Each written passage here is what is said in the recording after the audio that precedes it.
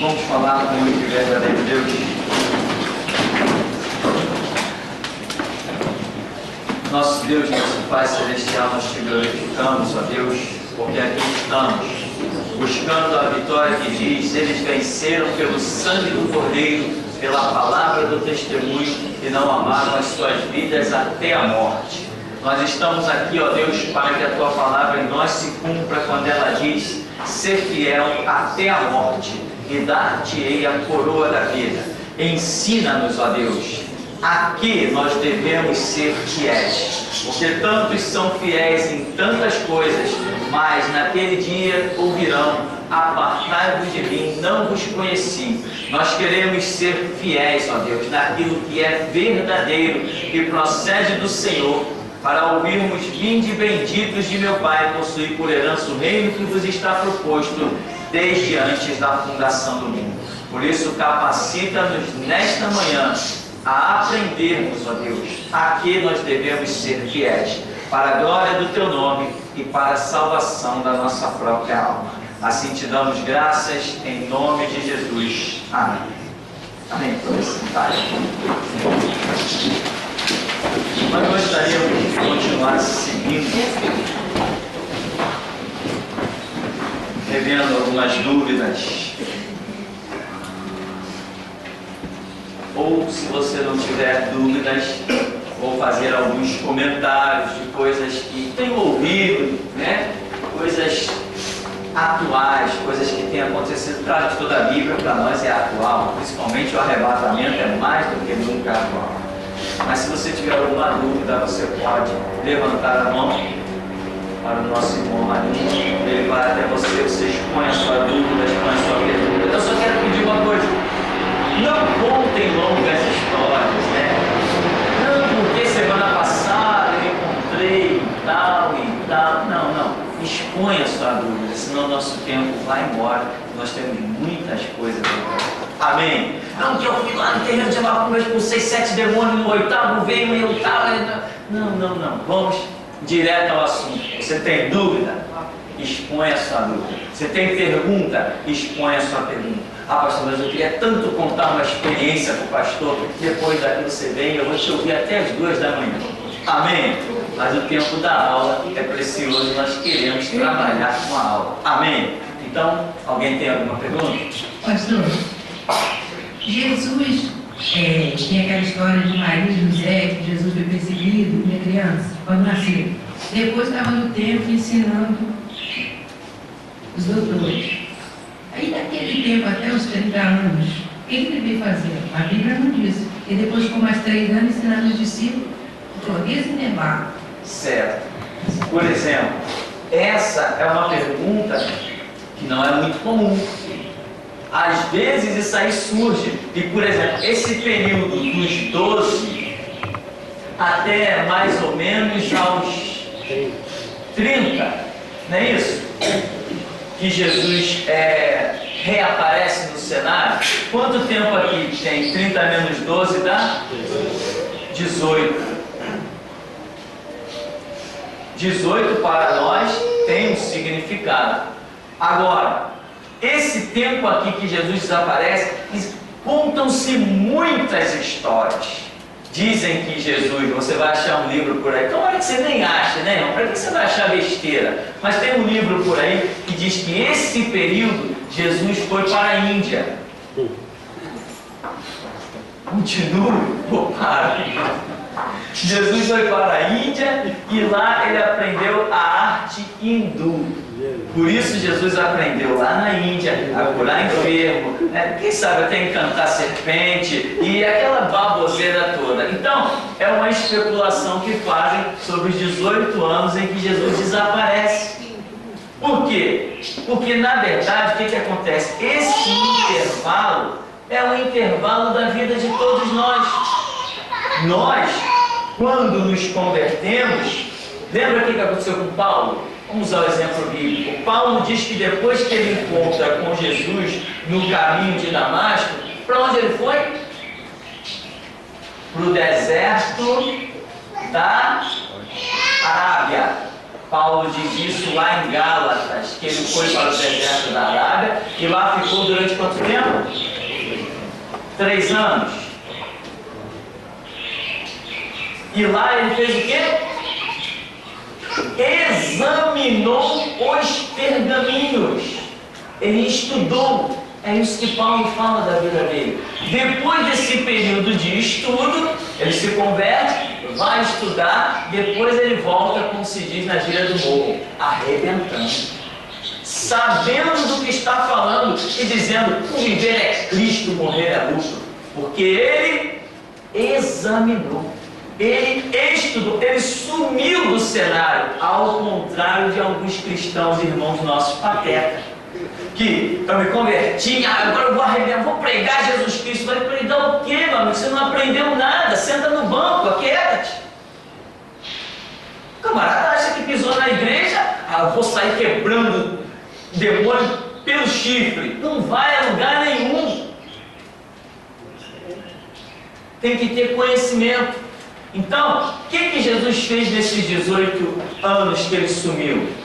Bom, pelo menos quando ele começa a reaparecer, nós o vemos dentro da sinagoga, lendo o pergaminho do profeta Isaías. E com um conhecimento bem sólido, ele chega ao ponto de abrir Isaías 53 e dizer o quê? Hoje se cumpriu aos vossos olhos esta profecia. Que ousadia, que intrepidez. Mas por quê? Porque ele passou 18 anos em algum lugar que certamente não foi mergulhando, pegando surf, certamente não foi jogando ping-pong, futebol, certamente não foi, não é? Torcendo para o Brasil, certamente não foi torcendo para Israel nos estádios, não foi. Então, quando ele reaparece, nós vemos um Jesus com uma convicção tremenda. Quando ele está com os 12 anos diante dos doutores, ele não diz: eu sou o cumprimento da profecia. Mas quando ele aparece com mais ou menos 30, ele diz: eu sou o cumprimento da profecia. Bom, eu entendo o que alguns não toleram ouvir, que Jesus Cristo teve que aprender, crescer e entender que ele era o Messias unigênito do Pai. Pode ser que eu seja um ignorante em dizer isso, porém isso não altera a minha fé, nem se eu estiver errado. Então, a Bíblia diz que ele, o Verbo, se fez carne e habitou entre nós. Então, e a profecia diz que Jesus Cristo cresceria normalmente até que soubesse discernir o bem e o mal, o certo e errado. Isso para mim é a aptidão normal de um ser humano e não de um ser divino. Crescer até discernir o bem e o mal, o certo e o errado é coisa de homem, não é coisa de Deus. Então, se a profecia diz isso sobre Jesus Cristo, significa que ele entre nós foi um homem comum, nos dando com o seu exemplo de vida de homem que poderíamos, crendo na palavra, vencer o diabo. Então, muitos os servos do diabo especulam esse desaparecimento de Jesus das maneiras mais absurdas. Tem livros e mais livros escritos sobre isso. Nós, porém, entendemos que Jesus está lá, caminhando dentro do cenário de Israel, examinando as profecias, ouvindo vozes: tu és meu filho amado, em quem me comprazo. Eu? Mas o que é isso? É um pensamento que eu tenho. Por quê? Porque quando eu nasci, quem era eu? Nada. Mas eu ouvi umas vozes tipo assim: tá vendo aquela árvore? Eu olhar para ela, ela dura 100 anos. É normal que um homem muito mais importante que uma árvore dure apenas 70? Não tem alguma coisa errada aí, não? Eu dizia: mas tem alguma coisa errada.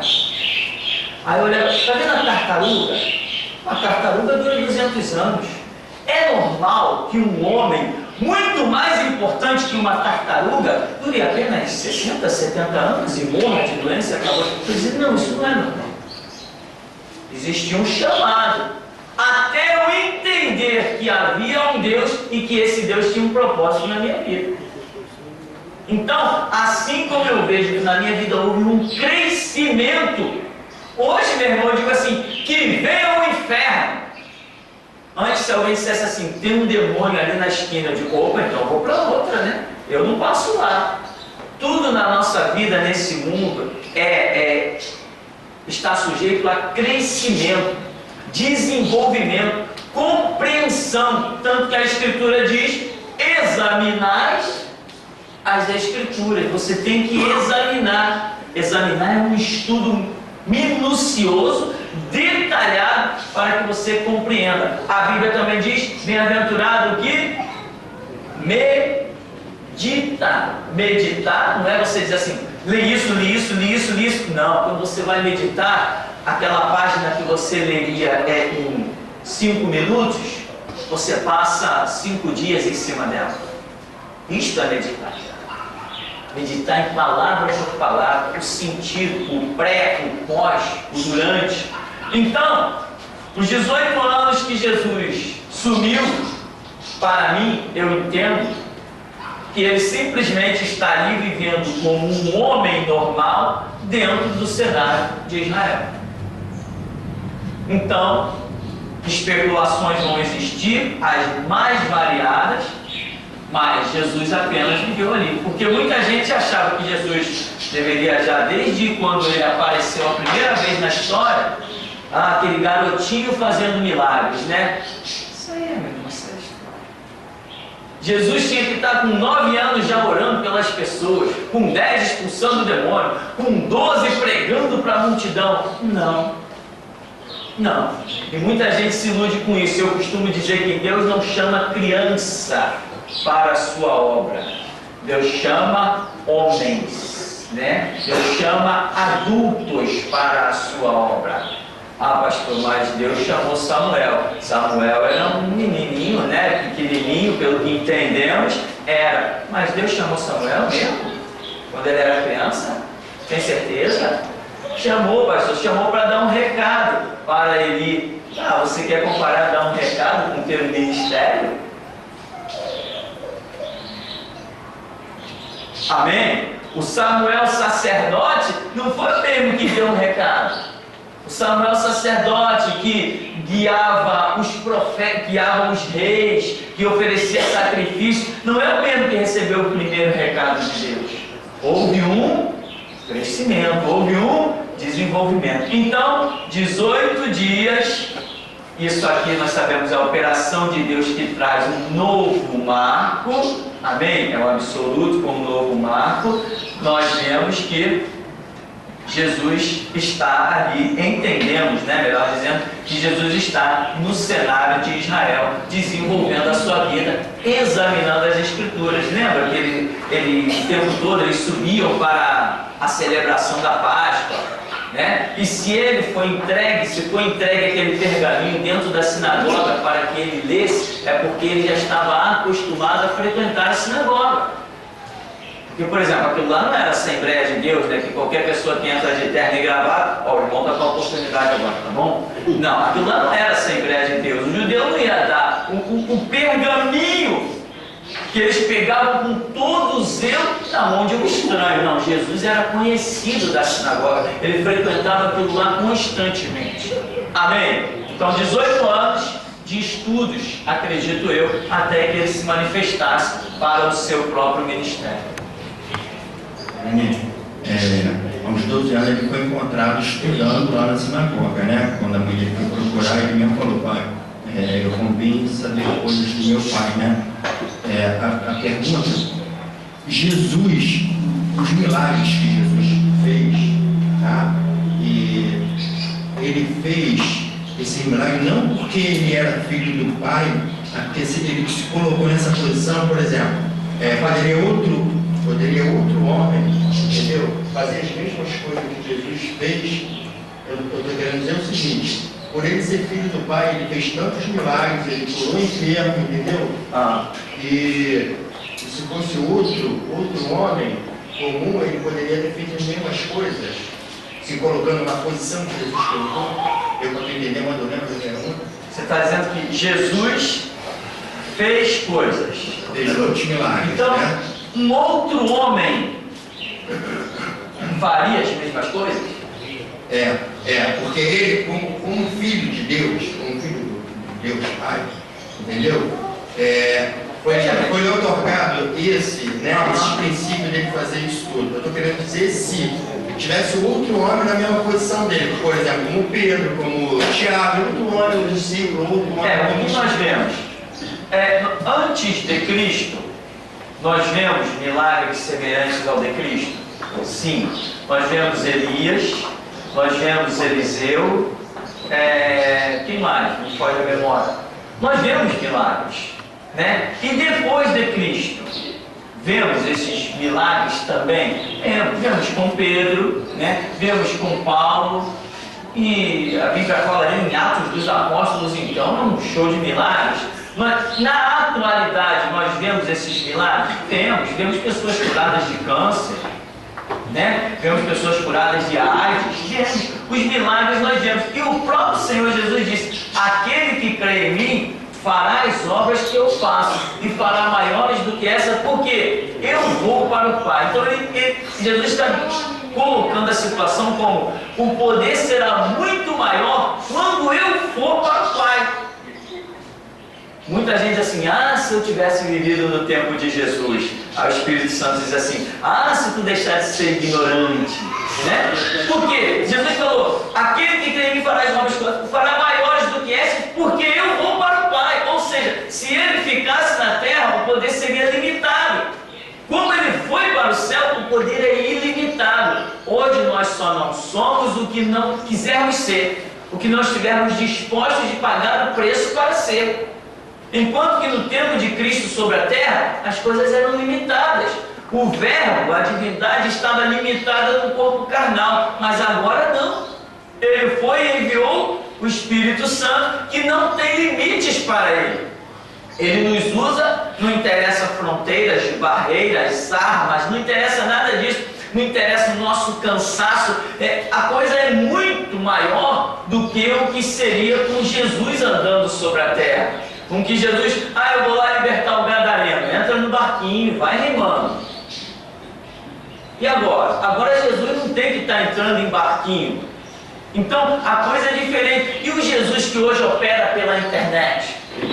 Quantos e-mails eu recebo de pessoas curadas por causa de pregação, libertas por causa de pregação, principalmente que saíram dessas Babilônias mundial, graça e universal, por causa das pregações. Ora, mas em terras que eu nunca pisei, Alemanha, nunca pisei na Itália, nunca pisei na Venezuela, mas Jesus está operando. E se ele estivesse simplesmente em nosso meio, em carne?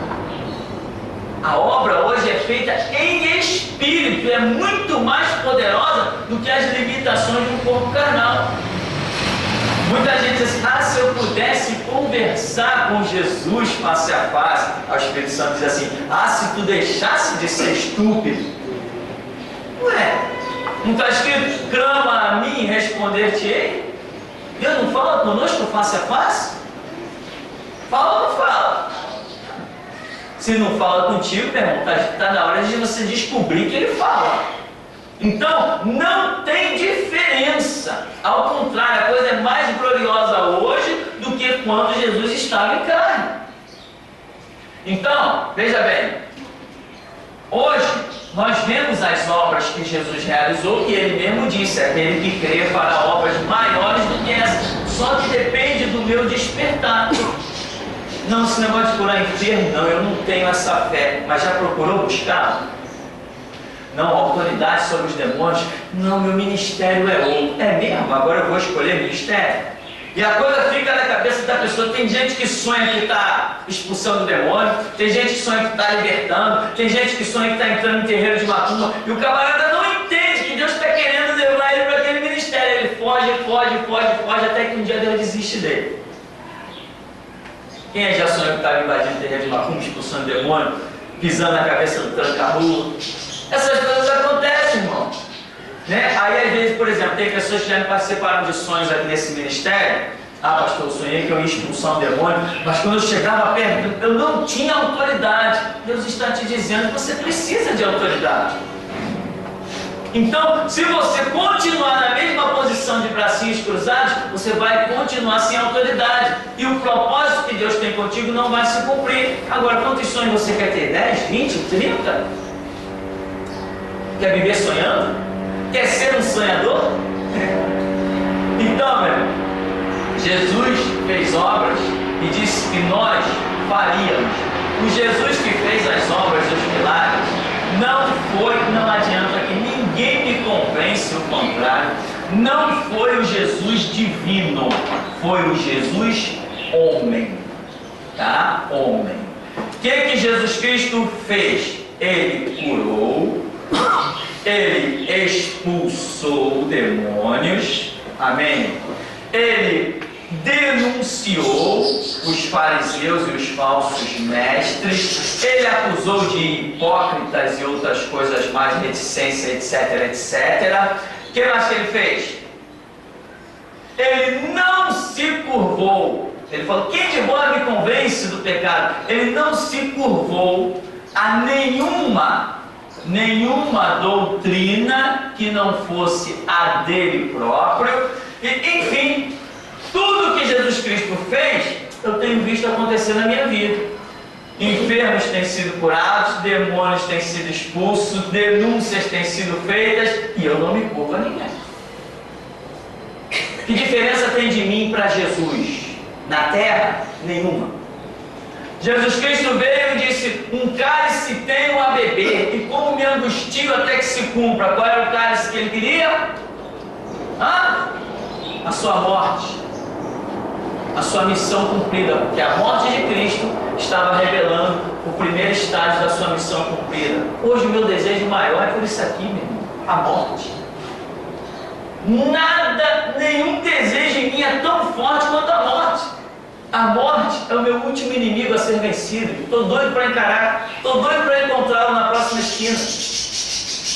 Porque eu bem sei o que eu ouvirei depois de passar por essas portas chamadas morte. Eu não tenho dúvida do que está me esperando. Né? Que nem aquela pessoa diz, o que é após a morte? Encontrei um crente de 20 anos de banco de igreja. Não, depois da morte ninguém sabe, né, o que é realmente. Eu disse assim, coitado, miserável, está passeando dentro da igreja com a família dele, porque não tem outro lugar melhor para ir. Como que não sabe? Sabemos sim. Sabemos o que tem depois da morte e como sabemos. Ou o livro de Apocalipse é uma mentira? Para mim não é uma mentira. Então, o que eu vejo na minha vida? O retrato de Cristo. Quando eu estive lá dentro do presídio, um jovem lá, desses jovens afoitos que se converte dentro da prisão e pensa que achou a pólvora, né? Aí, o camarada todo afoito, e quando eu falava alguma coisa, ele rebatia. Porque a mãe dele, a irmã dele, estavam em assembleias, aqueles conceitos todos que são lixos. E eu falava alguma coisa e ele rebatia. Eu falava, eu estou falando não com ele, mas com um rapaz que está do meu lado, interessado. Os olhos do rapaz abriu com interesse e eu percebi aquilo e percebi a unção que Deus me deu ali dentro da cadeia para me alcançar aquele rapaz. E eu estou, e ele, rebatia. E eu falei assim, peraí, irmão, o negócio é o seguinte, se você quiser aprender e conhecer Deus, aqui está alguém que pode te mostrar o caminho da salvação. Se você não quiser aprender, eu não faço a mínima questão que você ouça, eu estou falando para ele, você que está se metendo na conversa. Agora, não pense que eu estou preso aqui da mesma maneira que você está preso aí. Eu estou preso por ter conhecimento da Bíblia e viver a Escritura. Eu estou preso aqui porque ando lado a lado com Jesus e Ele anda comigo, diferente de você. Os nossos motivos de estar preso nesse mesmo lugar são bem diferentes. Se você quiser aprender, aqui tem alguém que pode te ensinar. Se você não quiser aprender, eu não faço a mínima questão de falar nada para você. Agora só não me atrapalhe. E continuei pregando para o rapaz. Ele ficou lá no cantinho dele, né? Talvez ele achasse que já estava muito tempo ali dentro da prisão. A antiguidade é posto que ele é melhor que eu ou que eu ia me calar para ele. Imagina. Imagina, né? Então, meu irmão, você tem que ter convicção. Então, Jesus Cristo tinha essa convicção de toda a sua vida? Tinha. E nós temos plena convicção. Para isso temos estudado a Bíblia. Chegou uma hora na minha vida que eu fiz a seguinte oração: Deus, eu tenho estudado a Tua Palavra, eu tenho crido no Evangelho, eu pretendo apostar a minha vida nele, mostra a diferença do meu viver para o viver de outros. E as coisas começaram a acontecer. Então, meu irmão,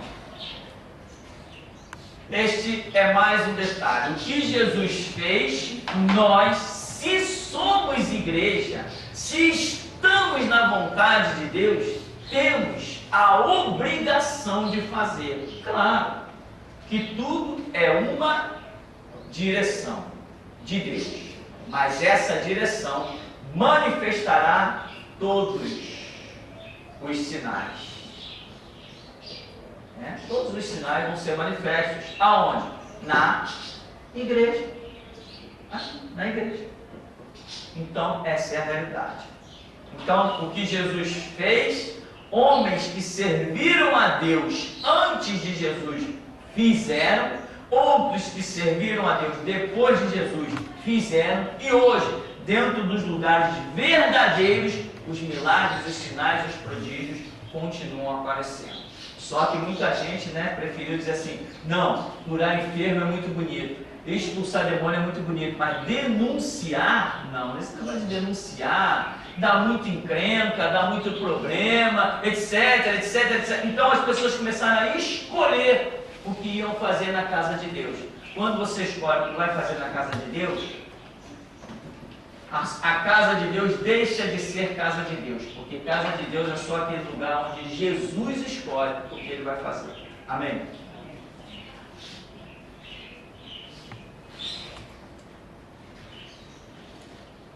Pastor, uma moça evangélica, está estudando teologia, chegou perto de mim e perguntou o que Jesus estava fazendo aqueles 3 dias que ele estava morto. Eu não sei.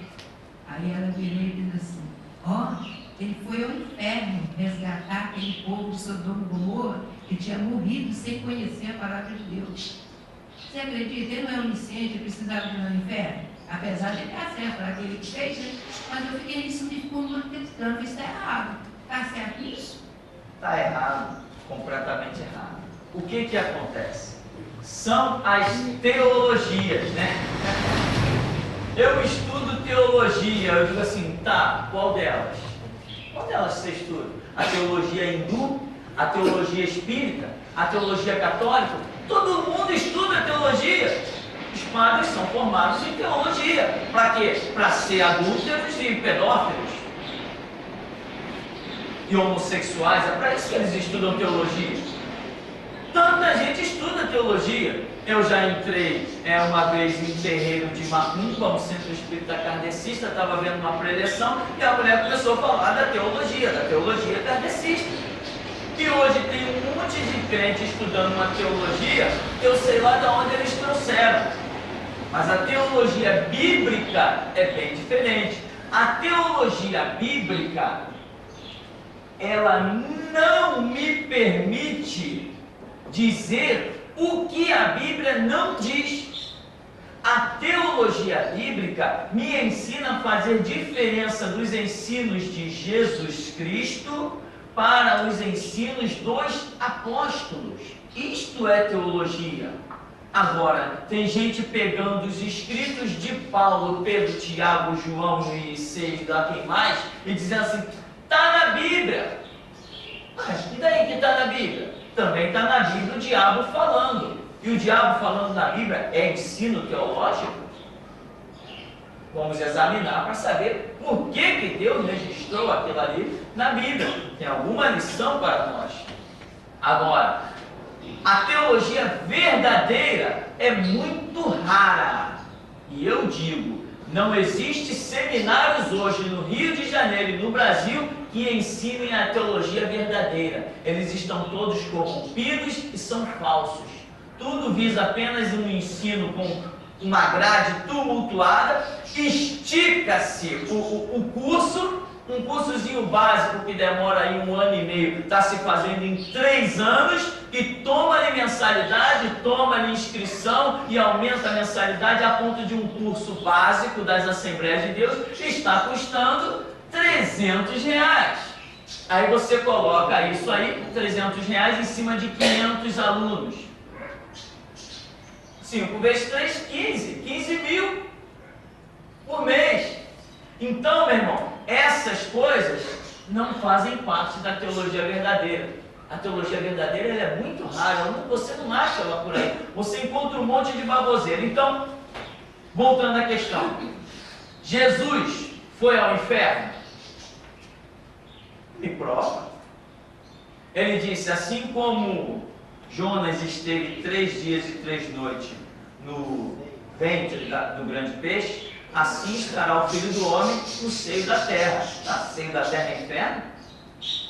Ué, o inferno é um espaço físico ou é um espaço espiritual? Se o inferno fosse um lugar físico, eu teria acesso a ele. Cavando, ou de alguma maneira eu teria acesso a ele. Nós temos acesso ao inferno? O inferno é um espaço físico. Portanto, seio da terra, interior da terra, não tem inferno nenhum. A arqueologia diz que o seio da terra tem fogo. Tá, mas tem fogo naturalmente. A ciência diz que a terra é uma bola queimando. Veio uma chuva, resfriou, todo aquele processo de gênese, resfriou. Mas hoje no interior da terra ainda tem fogo. Uma prova disso são o quê? Os vulcões.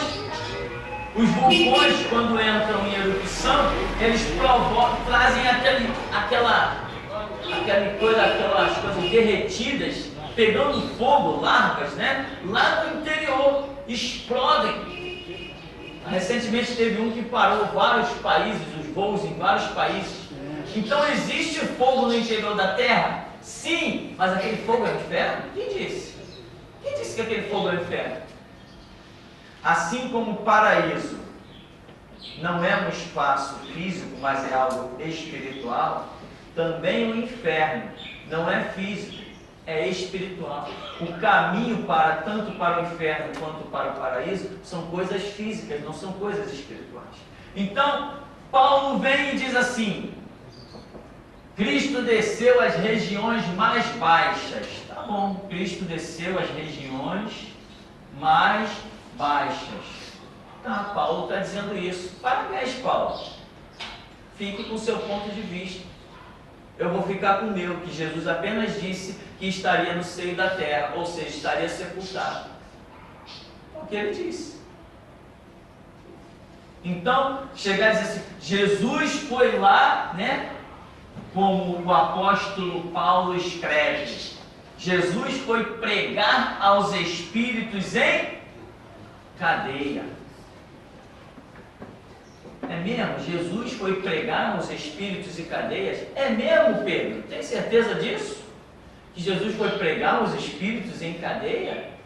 Quem são esses espíritos, então? Aí, porque Pedro escreve algo mostrando o tempo de Noé, né?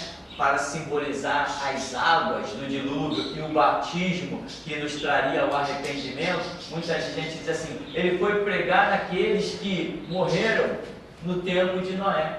Ah, e Jesus ensinou isso?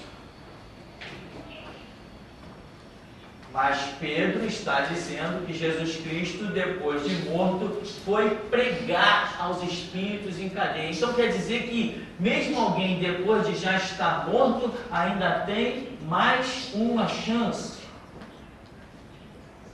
É essa a interpretação que eu tenho? Se é essa a interpretação, então a minha interpretação está falsa. Porque Jesus Cristo ensinou que a oportunidade, o Evangelho nos ensina que as oportunidades são enquanto estamos ainda sobre a terra. Alguém depois de morto ainda tem chance de se arrepender? Aí fica fácil.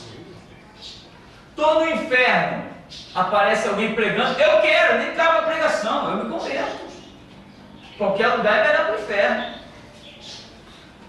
Não seria justo eu ser condenado diante de um mundo de oportunidades, enquanto que outros vão ter a oportunidade ainda lá no inferno, queimando em chamas. Qualquer lugar vai ser aceito, qualquer Cristo, qualquer cruz, qualquer sangue. Não tem sentido, não é essa a doutrina do Evangelho. Então, essas teologias cegas, de pessoas precipitadas, Jesus Cristo foi pregar aos sodomitas. É mesmo? Tem certeza? Mas Jesus falou que naquele dia haveria menos juízo, menos rigor no juízo para os de Sodoma e Gomorra do que para daquela cidade que o havia rejeitado. Ou seja, menos rigor em condenação não significa que foi pregar para eles. Não significa que eles tenham tido mais uma oportunidade. Não, está dizendo menos rigor em juízo. Mas só que o juízo já foi decretado. Até o príncipe deste mundo, o diabo, Jesus falou, o príncipe deste mundo já está julgado. Se o príncipe deste mundo já está julgado, dirá aqueles que baixam a sepultura a serviço dele. Então, teologias confusas, complicadas, de pessoas que pensam saber alguma coisa. Jesus Cristo, enfim, quando morreu, a Bíblia diz que ele ficou sepultado, ficou morto. Agora, desenvolve-se várias teorias. Vou falar só um pouquinho sobre isso. Várias teorias. Não, eu estaria condenado ao inferno. Eu estaria condenado ao sofrimento. Tá. Vou colocar só mais essa teoria para vocês. Então, Jesus Cristo, quando morreu na cruz, por causa dos meus pecados, para pagar os meus pecados, ele tinha que sofrer, é uma teoria, ele teria que sofrer tudo aquilo que eu iria sofrer para satisfazer a justiça. Então, Jesus Cristo foi a um local de sofrimento. Jesus Cristo foi ao inferno sofrer pelos meus pecados, porque eu deveria ir ao inferno, mas ele está pagando o preço por mim, então automaticamente ele também foi ao inferno. É uma teoria, a Bíblia não diz, é um pensamento que se desenvolve, a Bíblia não diz, é uma hipótese, sabe lá e outros nomes que mais queiram ter. Então, Jesus Cristo, como eu deveria ir ao inferno e sofrer lá, Jesus Cristo, depois de morto, foi ao inferno e sofreu por mim. Teoria. Por quê? Porque a Bíblia não diz. E eu, neste lugar, eu tenho alertado sobre a questão de não dizer o que a Bíblia não diz. Por mais que eu ache que isso seja uma realidade, ele veio pagar pelos meus pecados, então eu tinha que ser condenado ao inferno, então ele morreu, então ele foi ao inferno por mim, sofreu lá por mim, depois Deus o ressuscitou por quanto ele era justo, e etc, etc. Eu posso achar um montão de versículos para apoiar a minha ideia, mas a Bíblia categoricamente não diz isso. Então eu posso até dizer e explicar, é um pensamento, é uma teoria, não é algo decretado pela Bíblia, que Jesus Cristo foi ao inferno e sofreu pelos meus pecados. Mesmo que eu acredite que isso tenha acontecido, eu não tenho o direito de dizer que a Bíblia diz. Por quê? Porque a Bíblia não diz, ainda que eu acredite. Ainda que eu acredite. Eu não posso dizer o que a Bíblia não diz, senão eu acabo me perdendo. Pastor, vamos falar de uma coisa bem recente que está acontecendo. Nós estamos em plena Copa do Mundo e foi proibido pela FIFA qualquer manifestação religiosa dos jogadores durante a Copa. Só que a Coreia do Norte, lá não tem funk, não tem nada, e eles lançaram funk. Por que a seleção brasileira, que tem tantos evangélicos, não se manifesta? Não seria uma grande oportunidade de eles levar Cristo para o mundo, que todas as nações estão assistindo o mundo, para assistir a Copa? Por que estão proibidos e aceitaram essa proibição? Não é uma forma de negar Jesus Cristo diante do mundo, não? Por exemplo, eu vou usar o senhor, me desculpa, eu vou usar o senhor como parâmetro. O senhor foi encarcerado, mas não negou o Senhor, não negou a palavra de Deus, não negou Jesus. Por que eles aceitaram isso? O senhor acha que está correto isso? Eu acho que é uma negação a Jesus durante o mundo. Eu creio que realmente o que está acontecendo? Esses jogadores aí que ganham milhões, que dizem que são evangélicos, essa baboseira toda, artista dizendo que é evangélico, palhaço, né, dizendo que é evangélico, é tudo que é gente de mídia querendo fazer uma cartilha de vida em cima do nome de Jesus Cristo. É isso que eu estou vendo. Então, jogadores como Kaká, quem? Lúcio, e haja nome, né? Somos evangélicos que não sabem recitar João 3,16. Eu não sei que tipo de evangélico é esse. Evangélico que entra na igreja e porque tem um nome na mídia, um pastor mercenário, desgraçado, amaldiçoado, quer segurar aquele cara ali que tem dízimo gordo e acaba dando o púlpito para ele. Tem um jogador aí que foi transformado em pastor e a mulher dele em pastora. O Kaká, esse mesmo. Imagina, se esse cara é pastor, então só me resta o inferno. Renascer, aquele palco lá de hipocrisia. Na igreja Renascer, eles montaram um ringue de vale tudo para atrair os jovens.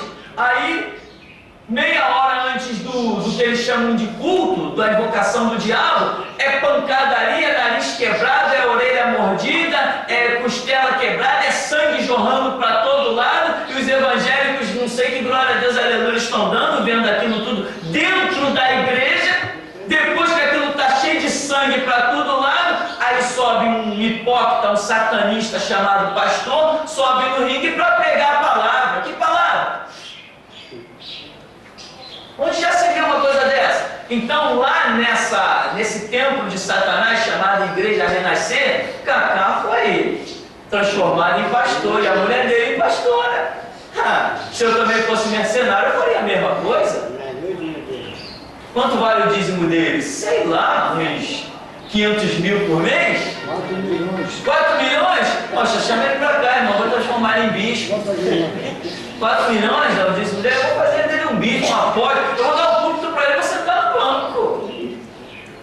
É isso aí, meu irmão, isso é a verdade. Então, se ele entra num país comunista, que é proibido falar de Cristo, é agora, essa é a hora. Na hora do primeiro gol, arranca a camisa de cima e mostra de baixo. Jesus Cristo é o Senhor. Jesus Christ is the Lord. Bota logo em inglês. No mundo inteiro tomar conhecimento. Cadê? Não, eu vou perder meu contrato, eu vou pagar uma multa. E daí? Mas glorifica Jesus Cristo. Não tem disposição, não tem coragem. Tem mais, hein? A fortuna que eles têm, não precisa nem mais jogar futebol. Pode dar um chute no futebol que ele continua milionário. O dinheiro que ele já tem não gasta nunca mais. Investe em lojas, patrimônio, marketing, não gasta nem nunca mais. Mas cadê a coragem? Aí depois aparece por aí, dentro das igrejas, de Bíbliazinha debaixo do braço. Sou crente. Diz que é crente na minha frente que eu quero ver. Quero ver dizer que é crente na minha frente. Os crentes cegos, sem nenhuma vontade de morrer pela causa do Evangelho, não são usados por Deus, não. É só hipocrisia. Aproveitando a atualidade, né? Me participaram também, meu irmão ali também me participou bastante, e na Assembleia de Deus de onde, irmão? Madureira?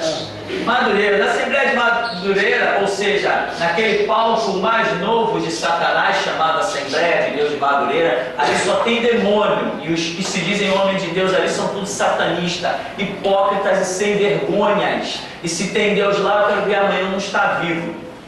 Então, lá a Polícia Federal invadiu lá e pegou as fichas dos membros. Fichas com identidade, CPF e título de eleitor, né? Claro, título de eleitor.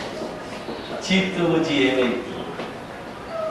E aí pegou também um monte de material de propaganda já daquele... Não é o nome daquele maçom? Do garotinho do Manuel Ferreira, esses dois maçons. Vocês sabem que os dois são maçons, sabe? Se eu falar lá não, né? São maçons. Por favor, joga esse vídeo na internet, senão eu fico até doente depois lembrar quem não foi para a internet. Eu passo mal. Então, esses maçons, estava lá um monte de propaganda, inclusive o garotinho já está com o mandato dele cassado ó, há tempos. Ele defraudou e foi provado, os bens deles estavam confiscados, ele com a esposa dele defraudaram em 100 milhões. Roubaram 100 milhões dos cofres públicos. Eu só não sei aonde que eles conseguiram esconder tanto dinheiro. Mas, então esses maçons, o líder lá da Assembleia, a Companhia Limitada e o garotinho, né? Eles tinham lá na Assembleia um monte de panfletos já divulgando a candidatura desses camaradas, aonde eles vão, logicamente, obrigam as pessoas a votarem. E por que a ficha tem o título de eleitor?